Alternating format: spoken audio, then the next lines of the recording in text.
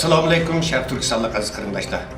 Dunyo Uyg'ur qurultiyi to'g'ri televiziyasining haftalik xabarlar programmasiga xush keldinglar. Men Farhod Qo'rqosh. Tuvanda 29-noyabrdan buyon dunyoda yuz bergan Uyg'urlar munosabatli ba'zi muhim uchurlarni sizlarga qisqacha xotirlatib o'tmoqchimiz. Diqqat bilan anlaysizlar. Nopozluq axborot organlarining Reuters agentligi 29-noyabr kuni Uyg'ur elidagi lagerlar haqida bir maxsus tekshirish to'pladi e'lon qildi. 39 yig'ilish lageri ustidan nuqtalik qilib berilgan bu tekshirish to'plati o'qirmanlarni Sharq Turkistondagi lagerlarning ko'lami va uning sig'imchanligi ustida eng yangi uchurlar bilan ta'minlaydigan bo'lib, mazkur to'plat kuzatuvchilar orasida kuchli inkas paydo qildi. Axborot to'platida bayon qilinishicha, sun'iy hamrodan tortilgan rasmlardagi lager binolari bir analiz qilinish natijasida bu lagerlarning ko'lami 2017-4-oydan 18-8 oy ichida 3 yasi kengayganligi ma'lum bo'lgan. Jumladan bu 39 lager maydonida jami 1129 bino bor ekan. Umumlashtirib hisoblagan uning ko'lami 1 million kvadrat metr, ya'ni 140 futbol maydoniga teng keladigan. Sizlarga ma'lum bo'lgandek 12-13 kun bo'lsa, Birlashgan Davlatlar Tashkiloti tomonidan bekitilgan Dunyo inson haqlari kunidan iborat. 48-yil 12-13 kuni Birlashgan Davlatlar Tashkiloti tomonidan jami 30 moddalik Dunyo inson haqlari umum bayonnomasi e'lon qilingan edi. Dunyo Uyg'ur qurultiyi uzun yillardan buyon Dunyo inson haqlari kunidan foydalanib, turli shakldagi faoliyatlarni uyushtirish orqali Kommunist Xitoy hokimiyatining zulm ostida ezilayotgan xalqimizning ichinishli sadosini va orzu-istaklarini dunyo jamoatchiligiga anglitishga tirishib keldi. 12-yil 5-kun Dunyo Uyg'ur qurultiyi yana Dunyo inson haqlari kuni munosabati bilan axborot e'lon qilib, Xitoy kommunist hokimiyatining BDT inson haqlari umumiy bayonnomasining ro'yini va prinsiplarini og'ir darajada oyoq osti qilib, Uyg'ur xalqiga bitmas tugamas baloyi ofatlarni ilib kelganligini. Mustabid kommunist Xitoy hokimiyatining navbatda vatanchilik xalqimizga qarata rəhimsizlarcha yurgizayotgan bostirish siyosatidan bo'lsa, Dunyo inson haqlari umumiy bayonnomasining ochiq oshkor holda dafsanda qilinishining jonliq isboti ekanligini ta'kidlash bilan birga, qurultay tarkibidagi har qaysi tashkilotlarni va butun siyosiy faoliyatlarimizda 12-yil 10 kun o'zlari turayotgan allarda namoyish qilish, Uyg'urlarning kishilik huquq vaziyati haqida ilmiy muhokama yig'inlari uyushtirish, axborot, bayonot e'lon qilish qatorliq shakl va usullardan foydalanib, vatan ichidagi xalqimizning yurak sadolarini ro'shan holda, unumli holda tuyg'izishga va mustabid kommunist Xitoy hokimiyatining jinoiy qilmishlarini fosh qilishga chaqirdi. Xitoydagi kishilik huquq faoliyatchilaridan 2008-yildagi Sakharov erkinlik mukofotining sohibi Xo'ja Apandi 12-yil 3 kun RFA Uyg'ur bilimining ziyoratini qabul qilib, navbatda Xitoy hukumatining 1 milliondan ortiq Uyg'urni fashistlarcha jazo lagerlariga qamab, bir millatga qarata davlat terrorligi siyosat yurgizayotganligini aybladi. Xo'ja Apandi mundaq dedi: "Agar siz Jungo quruqligida insoniyat dunyosidagi do'zaxni izlamoqchi bo'lsangiz, u joy dal Xinjiang. U cho'qim Xinjiang. U yerni hozir insoniyat dunyosidagi 18 qavatli do'zaxning o'zi desak bo'ladi. Undan qolsa Jungodagi yana bir do'zax Tibet. Chunki hozir Uyg'ur masalasini Jungodagi eng chong inson huquqi dafsatchiligi masalasi desak bo'ladi." Qurultay raisi Dolqunay Sapandi, ijroiya komiteti raisi Umar Qanat Apandi, Amerika Uyg'ur kishilik huquq qurilishining xodimi Luisa xonim va Uyg'ur kishilik huquq qurilishining raisi Nuri Turkan Apandidan ta'kidlangan hay'at 11-yilning 29-kunidan 12-yilning 9-kunigacha Avstraliyaning Sidney, Canberra, Melbourne va Adelaide qatorliq joylarga ziyorat qilib bordi va ziyorat jarayonida hukumat axborot organlari, tadqiqot markazlari bilan uchrashish ilib berish bilan birga Avstraliyada yashayotgan Uyg'urlar bilan uchrashish va suhbat oldi. Qurultay hay'atining tunji uchrashishi Avstraliya parlamenti tashqi ishlar komiteti mas'uli parlament a'zosi Michael Denby apandi bilan bo'lgan. Tashqi ishlar komitetida Sharq Turkistondagi vaziyat haqida Xitoy ilib berayotgan qirg'inchilikqa qarshi qanday tadbirlarning elinishi, bu vaqtda Avstraliya parlamentining nima qilish to'g'risida savol-javoblar bo'ldi. Bularning sirtida Avstraliyada yashayotgan Uyg'urlarning bexatarligini qo'llash to'g'risida nimalar qilish kerakligi to'g'risida so'zlashdi. Bu uchrashuvda yana Avstraliya parlament a'zosi o'tirib qo'ygan Magnitskiy qonun to'g'risida ba'zi fikrlarni o'tirib qo'ydi. Ondan Doq hay'ati 12-yil 3-kuni yana Avstraliya davlat mudofaa ministrligi tavallugidagi Strategiya tadqiqot instituti mutaxassislari Avstraliya tashqi ishlar ministrligi va ichki ishlar ministrligining mas'ullari bilan uchrashish Uyg'urlarning hozirgi vaziyati to'g'risida muzokara olib borgan. Dünya Uyghur Qurultayı Reis Dolqun Aysa başçılığındaki heyet Avustralya'da ilip beriyotgan ziyaretinin ikinci günü Avustralya parlamentida mühim uçurishlar ilib bordi. Qurultay heyeti Avustralya parlamenti Avam palatasi bilan yuqori palatasi a'zolari bilan uchrashdi. Axborot xodimlari bilan suhbat ilib bordi. Orqadan Avustraliya Davlat universitetida doklad berish yig'iniga qatnashdi. Qurultay heyeti 12-4 günü Canberra'daki Avustralya parlamentida Yeşillar Partisining parlament a'zolari ve başka partinin a'zolari bilan uchrashib, Avustralya parlamentida chiqarmoqchi bo'lgan Magnitsky qonuni loyihasi haqida muzokara olib bordi. Fransiya agentligining xabaridan qaraganda, Avustraliyadagi nopozlik tashqi siyosat tadqiqot organi bo'lgan Lowy instituti tor beti Xitoyni manba qilgan tor hujumga uchragan. Yuqoridagi bu hujumning dal Avustraliyada Uyg'ur masalasi bo'yicha jiddiy faoliyat va uchrashlar davom qilayotganda yuz berishi kuchli diqqat qo'zg'adi. Chunki Dunyo Uyg'ur Qurultayining raisi Dolqun Aysa, Ömer Qanat va Nuri Turkal qatorliq Uyg'ur faoliyatchilaridan tashkillangan hukumat 5 dekabr kuni dal mushu Lowy institutida uyushtirilgan suhbat yig'iniga qatnashish oldida turayotgan edi. 3 dekabr günü Uyg'urlarning siyosiy faoliyatlariga yaqindan ko'ngil bilib kelgan Avustraliya parlament a'zosi Michael Denby Avustraliya parlamentida Avustraliyaga xos Magnitsky qonun loyihasini to'nishtirish orqali ig'ir kishilik huquq dafsanchiligi bilan shug'ullanayotgan Xitoy hukumatı va uning amaldorlarining jazolanishi kerakligini talab qilgan. Bu Avustraliya parlamenti eğer bunda bir kanunni ma'qullagan taqdirda bunun Xitoy hukumat tarafidan yig'ilish lagerlariga qamalgan 1 milliondan oshiq Uyg'urning masalasining unutilib ketmasligi uchun foydali ekanligini ta'kidlagan. Sharq Turkiston xalqining qahramon o'g'loni va 28 yildan buyon Xitoyning zindonda turayotgan ustozimiz Abdukerim Abduvalining turmada Xitoy jallodlari tarafidan shahid qilinganligi muhojirat yashayotgan Uyg'urlarni cheksiz qayg'uga cho'mdirdi. Mushu juma kuni dunyoning har qaysi ellardagi Uyg'urlar Sharq Turkiston o'limalar birligining chaqirig'iga asosan o'zlari turayotgan ellarda aziz shahidimiz uchun g'oyibona janoza namozi o'tkazdi. Dunyo Uyg'ur Qurultayı 12 ayının 5 günü aziz shahidimiz Abdukerim Abduvali Qorim haqida maxsus ta'ziyanoma e'lon qildi. Qurultay Reis Dolqun Aysa apandimning nomida e'lon qilingan mazkur ta'ziyanomada aynan mundaq deyilgan. Sharq Turkiston xalqining qaysar va faxrli o'g'loni Abdukerim Abduvali Qorimning Xitoy jallodlari tarafidan zindonda shahid qilinganligi xabarini anglab cheksiz qayg'urdik ve azaplandık. Allah aziz şehidimizin makanını cennet kılsın. Ailesiga, urtuqallarga, şundaqlı bütün Sharq Turkiston xalqining bu büyük musibetiga sabr taqat ato qilsin. Bundan 28 yıl burun Xitoy mustabid hokimiyat tarafidan haqsizlarcha qarong'u zindonga mahkum qilingan marhum ustozimiz Abdukerim Abduvali Qorim butkul turma hayotida o'zining saf aqidasini aslo voz kechmagan, shundoq haq adolat yo'lida Xitoy tajovuzchilariga qat'iy tiz qo'ygan, o'zining egilmas sunmas qaysar irodasi bilan butun xalqimizga o'rnak bo'lg'aydi.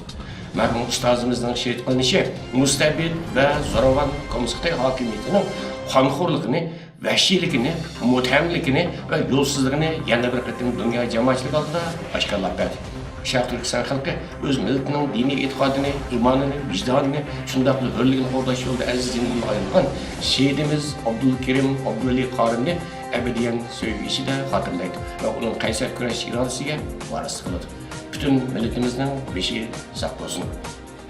Amerika Kengash palatasi qarashli tashqi munosabat komitetining tarmoq komiteti hisoblangan Sharq Osiyo, Tinch okean va xalqaro tor bexatarligi siyosiy komiteti 4 dekabr kuni Xitoydan kelayotgan xristian temsiligi guvohlik berish yig'inining 3-bo'lagini o'tkazdi.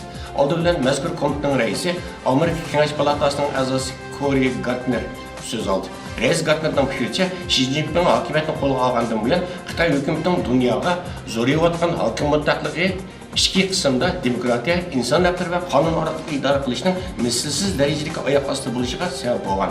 Buning eng zo'r qurbonlari bo'lsa, Uyg'urlarning eng og'ir darajada bostirishga duch kelishida ifodalangan.